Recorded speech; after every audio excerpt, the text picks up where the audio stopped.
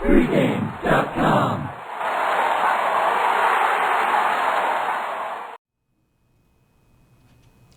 Welcome to Pregame TV for Friday. We're talking Yankees and Boston as the two teams renew their rivalry in the American League East.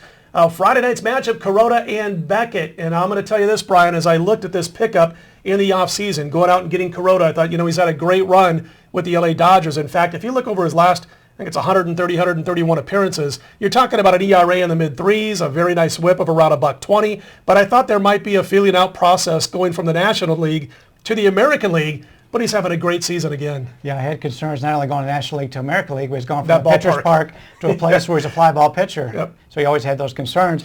I like the Yankees here. You take a look at this series. It always seems there's some value on the underdog in this series.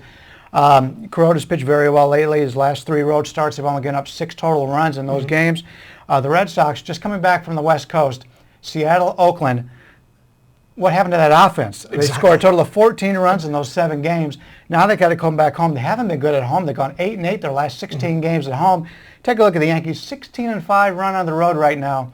I've got a very comparable pitchers here. I'm expecting the Yankees to be a slight underdog here, and I'll definitely take this New York offense over what we've seen out of Boston lately. Where did their runs go is probably what Beckett's been thinking his last 4 starts for Boston. He's had a decent run over those 4 starts, but he's not winning, and they're on an 0-4 slide in those 4 starts because they've scored, I think it's a grand total of 7 runs when he's actually on the hill the last 4 times out. Kuroda, you mentioned how well he's done his last 3 road starts. The entire month of June, it was as good as it gets. 6 starts, about a $1.98 ERA, a whip of exactly 1. And what I always like to look at, and to figure out power rankings on starting pitchers, you really got to throw strikeout ratio into the mix. He's got 43 punch-outs in June and about 41 innings pitched. So, he's already pitched at Fenway, by the way. He did it interleague style with the Dodgers, I think it was 2 years ago, and he held Boston off the scoreboard while he was in the game. So he doesn't have any fear going into Fenway and taking on this lineup. Yeah, and Beckett's played against the Yankees many times. Last year, actually pitched very well against the Yankees, but you go back the year before, the Yankees toasted him. So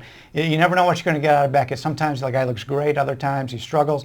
A lot of times it has to do with injuries, we find out later. And we've found out a lot this year. Pitchers struggling. Dan Herron now has been struggling all season long, and now he says, okay, I'm a little bit hurt. That's been my problem with Cliff Lee all year long. Cliff Lee hasn't pitched as bad. He's just not getting any run support. But I'm always concerned when pitchers aren't winning that something's happening to him. But he hasn't come out with it yet, and he actually got his first win. So maybe that's one situation where you got a pitcher that's not hurt that just isn't getting any run support. What I like about the Yankees and why they're the best team in the AL East and maybe Major League Baseball overall is that when they lost Mariano, it was no big deal because Robertson steps up. Soriano, who had the great run a couple of years ago, he's been great. We're talking about guys who have ERAs in that 2 to 3 range, but also real solid whips, which you don't always see in guys who are either setup or closers. You see them a lot of times getting guys on base and then finding a way to keep them from scoring runs.